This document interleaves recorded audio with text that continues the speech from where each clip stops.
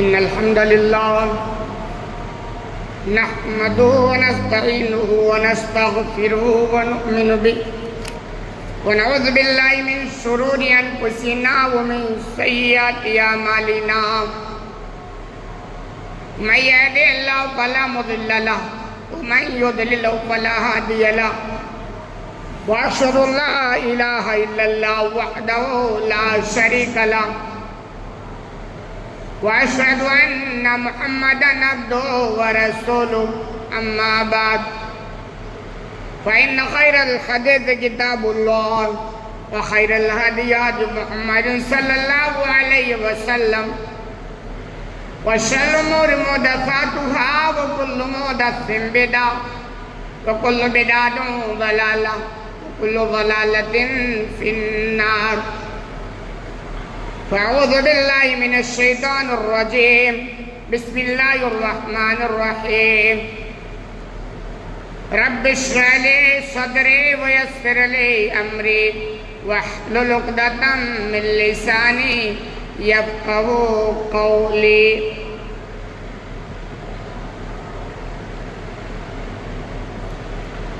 برادران اسلام، حاضرین جمعہ، دینی و ملی بھائیوں، بزرگوں اور دوستوں، پردہ نشین اسلامی ماں اور بہنوں اور عزیز بچوں،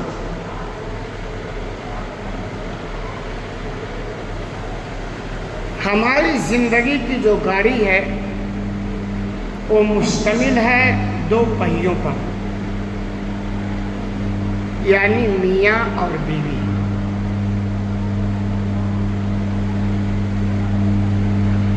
اور یہ زندگی کی گاڑی حقیقت میں اس وقت بالکل ٹھیک ٹھاک چلتی ہے جب دونوں اپنے اپنے اوپر حقوق کو سمجھیں اور اس کو نبھائیں۔ اگر اس چیز کا پاس و لحاظ نہ کیا جائے تو اکثر گھروں کا حال وہی ہے جو آپ دیکھتے ہیں، یعنی دھکا پلیٹ گاڑی چل رہی ہے زبردستی۔ تو مناسب سمجھتا ہوں کہ میاں اور بیوی کے جو حقوق آپس میں ایک دوسرے کے ہیں، اس کے تعلق سے کچھ باتیں آپ کے سامنے رکھنے کی کوشش کی جائے۔ حقوق کی بات تو بعد میں، لیکن اس گاڑی کے انتخاب میں جو چیزیں ضروری ہیں اس پر بھی ہماری نگاہ ہونی چاہیے، کیونکہ کوئی بھی گاڑی ہو جو دو پہیوں پر مشتمل ہو، ان دو پہیوں کا آپس میں تال میل کا ہونا ضروری ہے۔ کوئی گاڑی لائیں، مثال کے طور پر بائک، اس میں ایک پہیا تو بائک کا لگا دیں اور ایک لگا دیں ٹریکٹر کا، گاڑی چلے گی؟ نہیں چلے گی۔ تو ایسے رشتے کے انتخاب میں تال میل کا ہونا بہت ضروری ہے، جس کو عربی میں کفو کہا جاتا ہے، یعنی جوڑی مناسب لگنی چاہیے۔ اس پر ہماری توجہ ہونی چاہیے۔ اکثر گھروں کے حالات جو ہیں نا، تجربات جو بتلاتے ہیں وہ ٹھیک ٹھاک نہیں ہیں۔ محترم محترمہ سے پریشان اور محترمہ محترم سے پریشان، بس گاڑی ایسے ہی چل رہی ہے۔ زندگی کے جو مقاصد ہیں شادی کے بعد کہ زندگی پر لطف ہو، مزیدار ہو، سکون کی زندگی ہو، ڈپریشن فری ہو، یہ ساری چیزیں نہیں، بلکہ شادی کے بعد اور ہی بندہ ڈپریشن کا شکار ہو جاتا ہے۔ لوگ کہتے ہیں نا یار شادی سے بہتر تھا کہ میں بغیر شادی کے رہتا۔ وجہ کیا ہے؟ وجہ یہ کہ دونوں ایک دوسرے کو سمجھ نہیں پا رہے۔ آپ دیکھیں، آپ کسی بہت بڑے یونیورسٹی میں چلے جائیں، کتنے بچے ہوتے ہیں وہاں، کتنے اسٹاف ہوتے ہیں، لیکن ٹھیک ٹھاک چل رہی ہوتی گاڑی. کیوں چل رہی ہوتی؟ اس لیے کہ ہر ایک اسٹاف اپنی ذمہ داری کو سمجھتا ہے اور اس کو نبھانے کی پوری کوشش کرتا ہے. اس میں جو بچے پڑھتے ہیں ان کو پتہ ہے ہمارا کیا کام اور ہمیں کرنا کیا ہے. تو ایسے ہی میاں بیوی اگر دونوں کے آپس میں جو دوسرے کے حقوق ہیں ایک دوسرے کو وہ سمجھ جائیں اور اسی کو نبھانے میں لگ جائے نا، پھر تو الحمدللہ زندگی کا لطف ہی الگ ہوگا. لیکن یہ کب ہوگا؟ شادی کے انتخاب سے پہلے کچھ بنیادی باتوں پر توجہ دینا ضروری ہے. اگر ادھر توجہ نہیں دیا گیا تو پھر گاڑی ایسے چلے گی جیسے بائک میں ایک پہیا تو بائک کا لگا دو اور ایک ٹریکٹر کا لگا دو، پھر جگہ جگہ دھکا، جگہ جگہ پرابلم، ایسے ہوگا اور ایسے ہی ہو رہا ہمارے. تو انتخاب میں سب سے پہلے جن چیزوں یعنی شادی سے پہلے جن چیزوں پر توجہ دینی چاہیے وہ یہ کہ جو شادی کر رہا ہو پہلی فرصت میں اس کی نیت بالکل درست ہونی چاہیے. شادی کا مقصد کیا بھائی؟ تاکہ بندے کے اندر پاک دامنی آ جائے، زندگی پاکیزہ ہو جائے، یہ مقصد ہونی چاہیے. نفس پرستی یہ مقصد نہیں ہے، شہوت پرستی یہ مقصد نہیں ہے. شہوت پرستی کے مقصد سے جو شادیاں کرتے ہیں وہ زیادہ دن نہیں چلتی. شہوت پوری ہو گئی، مقصد ختم ہو. پاک دامنی شادی میں اس لیے کرتا ہوں تاکہ ہمارا ایمان مکمل ہو جائے، ایمان مضبوط ہو جائے، نگاہوں کی حفاظت ہو، کسی دوسرے پر ہم نگاہ نہ ڈالیں، اپنے جسم کی اعضاء کی ہم حفاظت کریں. اس مقصد کے تحت شادی کرنے سے پہلے نیت کرنی چاہیے، کیونکہ سارا کھیل جو ہوتا ہے نا وہ نیتوں پر ہوتا ہے. صحیح بخاری کی روایت ہے، اللہ کے رسول صلی اللہ علیہ وسلم ارشاد فرماتے ہیں انما الاعمال بالنیات، اعمال کا دار و مدار نیتوں پر ہوتا ہے. اور تجربات بھی بتلاتے ہیں جیسے آدمی کی پلاننگ ہوتی ہے ویسے کوشش ہوتی ہے. ایک آدمی ایک اسٹوڈنٹ 10ویں میں پڑھتا ہے، اس کی سوچ یہ ہوتی کہ میں پاس ہو جاؤں، تو اس کی محنت کا کتنی ہوگی؟ بس اتنی ہوگی نا جتنے سے وہ پاس ہو جائے. بھائی نیت پاس کا کیا نا تو بس محنت اتنی ہی ہوگی. اور ایک اسٹوڈنٹ اس کی نیت یہ ہوتی کہ میں کم سے کم 95% تو لے کے آؤں، تو آپ دیکھو ایٹومیٹک اس کی محنت میں آپ فرق دیکھو گے. تو سارا کھیل کس کا ہے؟ نیتوں کا ہے. تو ایسے شادی سے پہلے نیت اپنی درست کر لینی چاہیے. شہوت پرستی، نفس پرستی یہ مقصد نہیں ہے. مقصد جو ہے وہ الگ ہے. شادی کا مقصد نسل کا چلانا بھی ہے. نسل کیسے چلے گی بھائی؟ شادی کے بعد ہی چلے گی نا. اللہ نے جو اسباب بنایا، جن لوگوں نے شادی کے مقصد کو نسل نہیں بنایا وہ آج خون کے آنسو رونا رو رہے ہیں. مغرب کو دیکھ لو، نسلوں پر انہوں نے پابندی لگائی، نتائج آپ کے سامنے ہے کہ ان کی نسلیں ختم ہونے کے قریب ہیں. کہاں سے نسل چلے گی؟ تو نیتیں درست ہونی چاہیے. اللہ کے رسول نے رہنمائی فرماتے کہ انما الاعمال بالنیات، اعمال کا دار و مدار نیتوں پر ہے. اس لیے شادی کرنے سے پہلے نیتیں بالکل ٹھیک ٹھاک کرنی چاہیے. وَإِنَّمَا لِكُلِّ امْرِئٍ مَّا نَوَىٰ، اور ہر آدمی کے لیے وہی ہے جو وہ نیت کرے. بھئی نیت کرے گا پھر وہ ایسی کوشش کرے گا پھر وہ چیز وہ حاصل ہوگی. ایک آدمی آپ کے ہاں جیسے بارے کا جو ماحول چلتا ہے، بارے کام کرنے والے کے عام طور پر یہی سوچ ہوتی ہے صبح ٹپے لے کے جانا ہے، وہاں کام کرنا ہے، کھانا ہے، واپس آنا ہے، مہینے کے آخر میں سیلری ملے گی، گھر والی کو پکڑا دینا ہے. بس اتنی سوچ، اتنی ہی ترقی، اس کے آگے کچھ نہیں. کیونکہ نیت یہی ہے نا، پلاننگ یہی ہوتی ہے. بھئی آپ سوچ اتنا ہی رہے ہو تو اس کے آگے کہاں جاؤ گے؟ اس لیے اہل علم کہتے ہیں کہ سوچ ہمیشہ اچھی اور سوچ بڑی رکھو. کیونکہ جب آپ سوچ ہی چھوٹی بناؤ گے تو ترقی بڑی کہاں کرو گے؟ آپ اگر پائلٹ بننے کا خواب دیکھتے ہیں سوچ، تو کم از کم ٹرین کا ڈرائیور تو بن جائے، لیکن آپ کا خواب ہی چھوٹا ہے نا، تو اس چھوٹے سے بھی چھوٹا ہی رہ جائے۔ تو ہر آدمی کے لیے وہی ہوتا ہے جو نیت کر، کیونکہ نیت کے حساب سے کوششیں ہوتی ہیں۔ آگے اللہ کے رسول صلی اللہ علیہ وسلم اسی حدیث میں مثال دے کے فرماتے ہیں فَمَتْ كَانَتْ هِجْرَتُهُ إِلَى دُنْيَا يُصِيبُهَا، کوئی بندہ ہجرت کرے نا دنیا حاصل کرنے کے لیے تو اس کو دنیا مل جاتی ہے۔ ہجرت معمولی چیز نہیں ہوتی، بہت بڑی قربانی ہوتی ہے۔ صحابہ کرام نے ہجرت کی تھی دین کے خاطر، مکہ کو چھوڑا، گھر بار وطن سب کچھ چھوڑ دیا دین کے خاطر، تو ان کو دین ملا، کتنا اونچا مقام ملا۔ اتنی بڑی قربانی اگر کوئی کرتا ہے دنیا حاصل کرنے کے لیے،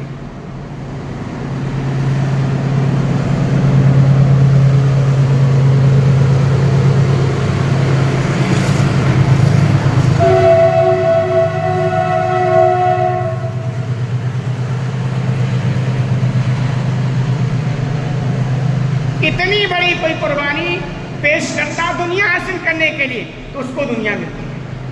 دیکھیں نا، لوگ روزی روٹی کے لیے، مکان بنانے کے لیے، شادی بیاہ کا بجٹ بنانے کے لیے لوگ شہر چھوڑ کے جاتے ہیں، گھر چھوڑ دیتے، بیوی بچی کو چھوڑ دیتے، بچوں کو چھوڑتے ہیں، کتنی بڑی محبت کو قربانی دیتے ہیں۔ مقصد کیا ہے؟ دنیاوی زندگی ہماری تھوڑی ٹھیک ٹھاک چل جائے، تو پھر یہی تو مل رہی ہوتی ہے نا، گیا کما رہا، بھیج رہا، بچے سکون سے رہے، کھا پی رہے۔ لیکن ایک آدمی اسی کو قربان کرتا ہے دین کے لیے، اللہ کو راضی کرنے کے لیے، آخرت میں اونچا مقام حاصل کرنے کے لیے، جنت کے حصول کے لیے، تو اس بندے کو اس قربانی پر وہ چیزیں ملیں گی جو وہ نیت کیا۔ تو جیسی نیت ویسے نتائج ہوتے ہیں۔ او الی امرات ینکحوها فہجرۃ الی ما ہاجر الیہ، یا آدمی کو ہجرت کرتا ہے کسی عورت سے شادی کرنے کے لیے تو پھر اس کو شادی ہی ملے گی، وہ عورت ملے گی، یعنی جس نیت سے وہ کام کرے گا اس کو وہی ملے گا۔ اس حدیث کا خلاصہ یہ ہے کہ نکاح سے پہلے اپنی اپنی نیتوں کو درست کر لینی چاہیے، کیونکہ جیسی نیت ویسی ہی مسائل آپ کے سامنے آنے والے ہیں۔ آپ نے صرف فوکس کیا کسی ایک چیز کو تو پھر آپ کو وہی چیز ملے گی، اس کے علاوہ جن چیزوں پر آپ نے توجہ نہیں دی اس کے ملنے کے چانسز 99% نہیں۔ تو پہلی چیز نیتیں ہماری درست ہونی چاہیے۔ دوسری چیز، یہ میرا جو اصل موضوع وہ حقوق کا ہے کہ بیوی کا حقوق شوہر پر کیا ہے، شوہر کا حقوق بیوی پر کیا ہے، لیکن یہ بات کی بات ہے، کیونکہ پہلے انتخاب میں اگر گڑبڑی ہو گئی نا تو حقوق کا تو جنازہ وہیں پڑھا دیا جاتا ہے۔ بھئی اگر شوہر کے اندر کوئی خوف الہی نہیں ہے تو کس ڈر سے وہ بیوی کا حق ادا کرے گا؟ بیوی کے اندر اگر خوف الہی نہیں ہے تو کس ڈر سے وہ شوہر کا وہ حق ادا کرے گی؟ پھر تو وہی ہونے والے ہیں جو آپ آئے دن گھروں میں دیکھتے ہیں، ایسے حقوق کے جنازے پڑھائے جاتے ہیں، اللہ کی خیر، نفرتیں، عداوتیں اور حالات کتنے خراب آپ کے سامنے۔ کیونکہ انتخاب میں گڑبڑی ہو گئی ہے، تو انتخاب میں یہ چیزیں ہونی چاہیے۔ دوسری چیز، نکاح میں دینداری کو ترجیح دینی چاہیے، جو ہمارے مارکیٹ میں بالکل 1% یا اس سے بھی کم ہے۔ دینداری کو کون دیکھتا جی؟ بلکہ دینداری کو موٹے موٹے دیندار لوگ بھی نہیں دیکھتے، وہ بہت کم بیچارے جو ایک دم اندر سے بھی باہر سے اوپر سے نیچے ہر طرح سے دیندار ہوتے ہیں نا، انہی کی نگاہ ہوتی کہ صاحب ہمیں شادی بالکل سادگی طریقے سے کرنی چاہیے۔ ابھی کل یا پرسوں میرے پاس ایک فون آیا، ان کے بچے کی شادی، تو نے کہا میں بالکل شادی سنت کے حساب سے کرنا چاہتا ہوں، تو مشورے کے دور میں میں نے کہا اس بگڑے ہوئے دور میں آپ کے جذبے کو سلام۔ میں نے کہا میں نے سب کو بول دیا ہے کہ ہمارے گھر میں کسی کی نہیں چلے گی، تو میں نے ان کو کہا ایک جملہ آپ اور ایڈ کر لو، آپ یہ کہو ہمارے گھر میں صرف اللہ اس کے رسول کی چلے گی، کسی کی نہیں چلے گی۔ وہ ایسا بندہ، میں نے کہا آپ جیسے لوگوں کو دیکھ کر کے اور سن کر کے نا میرا دل باغ باغ ہو جاتا ہے. انہوں نے کہا بالکل سنت کے طریقے پہ شادی ہو, کچھ نہیں ہمیں دیکھنا, کوئی آرات کوئی بارات کوئی کچھ نہیں. اور اس نے حالانکہ میرے بہت خاص میں سے انہوں نے کہا میں چاہتا ہوں شادی. میں نے کہا غالباً میں نے یہ کہا مجھے بھی نہیں بلانا, مجھے تو آپ ولیمے میں بلا لینا, آ جائیں گے, شادی میں نہیں بلانا, کوئی فضیلت نہیں. شادی میں جانا کوئی فضیلت کا کام ہے. بہت سارے لوگ مجھ سے کبھی شکایت کرتے ہیں, کبھی جاتے بھی ہیں کبھی نہیں بھی جاتے. میں نے کہا یار حقیقت میں میرا دل گوارا نہیں کرتا, لیکن کوئی بہت زیادہ فوکس کرتا تو چلے فارمیلٹی کر کے آ جاتے, ورنہ دل گوارا نہیں کرتا. ولیمے میں جاتے ہیں بلاتے ہیں لوگ. تو یہ کہ شادی میں دینداری کو حقیقت میں آپ ترجیح دیں گے نا, آپ کے گھر کا جو ماحول بنے گا وہ آپ کے تصور سے باہر ہے. اسی لیے صحیح حدیث ہے, اللہ کے رسول صلی اللہ علیہ وسلم ارشاد فرماتے ہیں, صحیح بخاری کی روایت ہے, تنکح المرأۃ لاربع, شادیاں 4 وجوہات کی بنا پر کی جاتی, یعنی 4 چیزوں میں سے کسی نہ کسی کو فوکس کیا جاتا. پہلی صورت میں فرمایا لمالہا, کبھی بندہ کوئی شادی کرتا مال کی وجہ سے, یعنی میں شادی ایسی جگہ کروں کہ لڑکی بھی آئے اور اس لڑکی کے ساتھ مال بھی آ جائے. کہیں بھی ہوتا نا, غریب لوگوں کو فوکس نہیں کرتے. کیوں؟ مالدار کریں گے تو لڑکی بھی آئے گی, لڑکی کے ساتھ گاڑی بھی آئے گی, اور وہ بیڈ بھی آئے گا, یعنی سب اسی کے گھر سے آ جائے گا. ان محترم کو کچھ نہیں کرنا.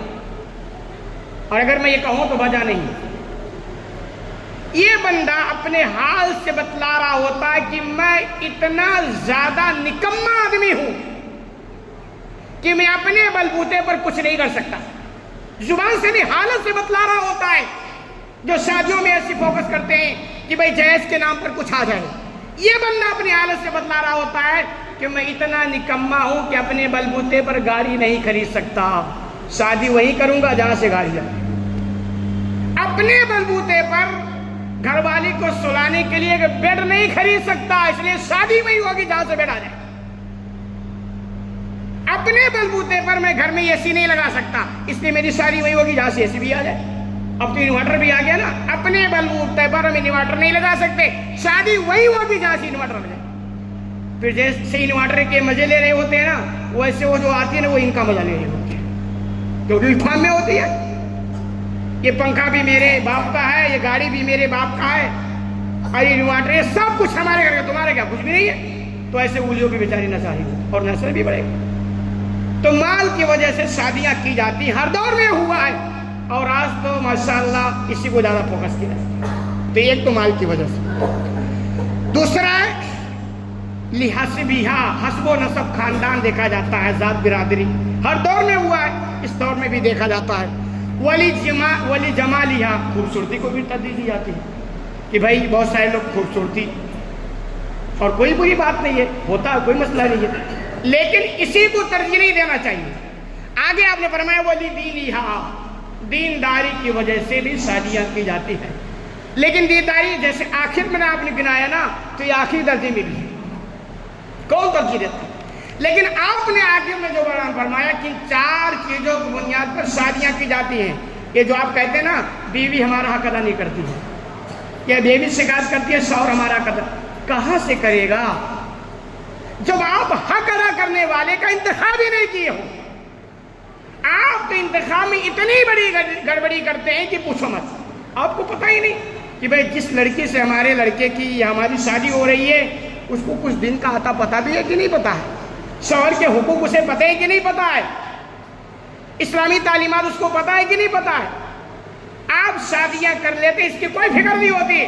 پھر آپ کہتے ہو خدیجہ جیسی بیوی تو ہمیں ملی نہیں, عائشہ جیسی بیوی تو ہمیں کچھ پتہ ہونا چاہیے. عائشہ جیسی بیوی بننے کے لیے کیا کرنا پڑتا ہے, خدیجہ جیسے بیوی بننے کے لیے کیا کرنا پڑتا ہے. تو یہ آپ نے فرمایا فظفر بذات الدین, دین والی کے ذریعہ کامیاب ہو جاؤ. اللہ کے رسول 4 وجوہات سے شادیاں کی جاتی ہے, لیکن فوکس دینداری. دین کے ساتھ اگر آپ کو مال مل گیا کوئی بات نہیں, ویری ویری گڈ, وراثت میں حصہ آ جائے, جہیز کے نام پہ نہیں, وراثت میں. خوبصورتی مل گئی, ویری ویری گڈ, خاندان کا مل گیا, اچھی بات ہے, کوئی مسئلہ نہیں ہے, لیکن فوکس کیا کرنی ہے, دینداری. کیوں؟ دیندار لڑکی رہے گی نا تب اس کے سمجھ میں آئے گا کہ شوہر کے حقوق ادا نہیں کریں گے تو ہماری پکڑ کیسی ہوگی؟ کیونکہ اس کو اللہ کا خوف کا ہوگا نا.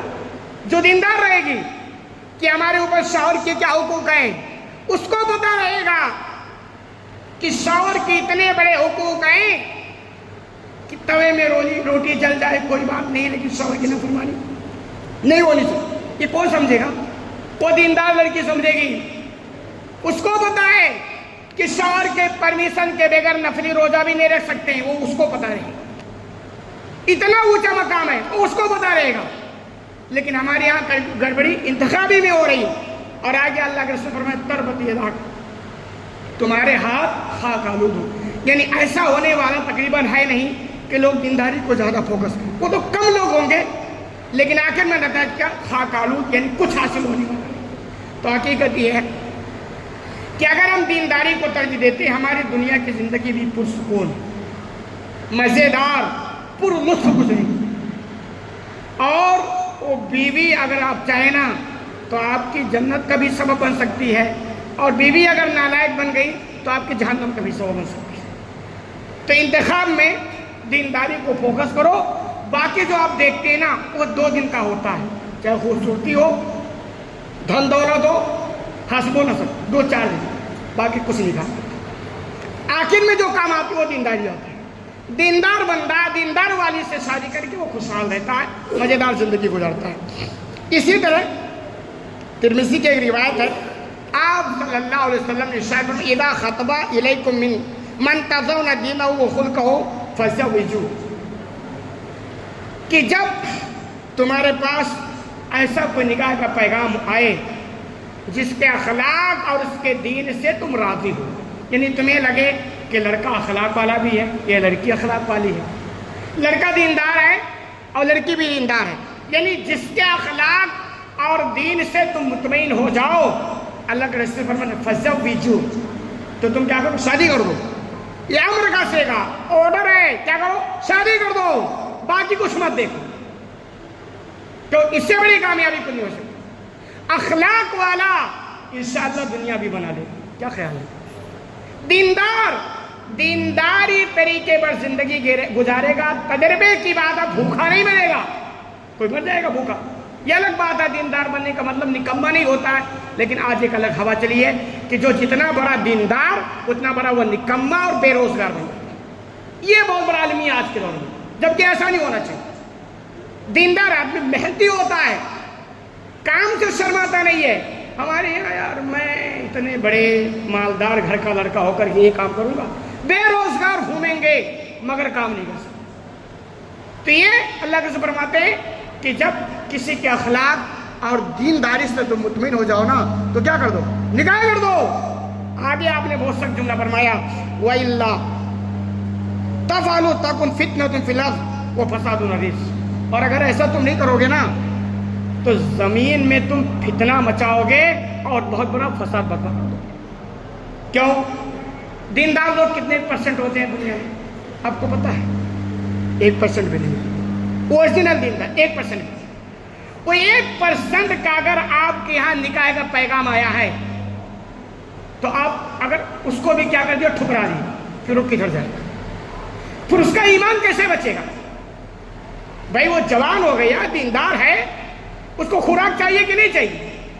ایک آدمی بہت دیندار ہے لیکن بھوک لگی ہے، اس بھوک کا علاج تسبیح پڑھنے سے نہیں ہوگا، اس بھوک کا علاج 2 رکعت نفل نماز پڑھنے سے ضرور ہوگا. اس بھوک کا علاج ہے کہ اس کو کھانا مل جائے، اس کا ایمان محفوظ ہو جائے گا. ایک بہت دیندار لڑکا، اس کو بھوک لگی ہے، سامنے کھانا بھی ہے لیکن اس کا نہیں ہے، اور اس کے سامنے کھانا، وہ کھانا دیکھ دیکھ کر للچا رہا ہے. کب تک کنٹرول کرو گے بھائی؟ مجھے ایمانداری سے بتا، کیا اس کا ایمان خراب نہیں ہوگا؟ کیا اس کی نیت خراب نہیں ہوگی؟ کیا موقع دے کر کے وہ چوکا نہیں لگائے گا؟ کیوں؟ اس کو بھوک لگی ہے صاحب. تو ایک دیندار لڑکا کا نکاح کا پیغام آیا، اس کے دین سے بھی آپ راضی ہو، اس کے اخلاق سے بھی راضی ہو، اس کے کردار سے بھی راضی ہو، آپ کو پتہ ہے پابند شرع ہے، اور نکاح کا پیغام آیا ہے، آپ نے ٹھکرا دیا، وہ کہاں جائے گا؟ کیا وہ فتنے میں مبتلا نہیں ہوگا؟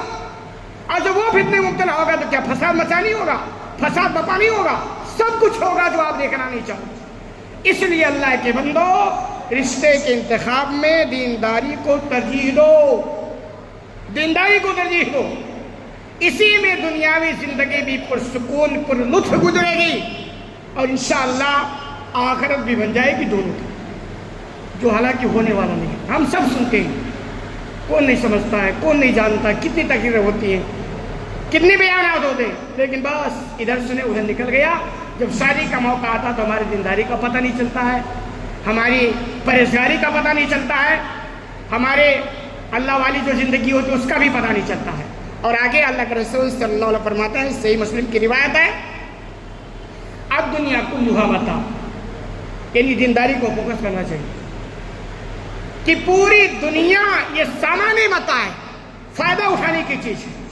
الدنیا کلھا متاع وخیر متاع الدنیا المرأۃ الصالحہ، اور آگے فرماتے ہیں سب سے بہترین فائدہ اٹھانے کی چیز وہ نیک بیوی ہے، نیک عورت۔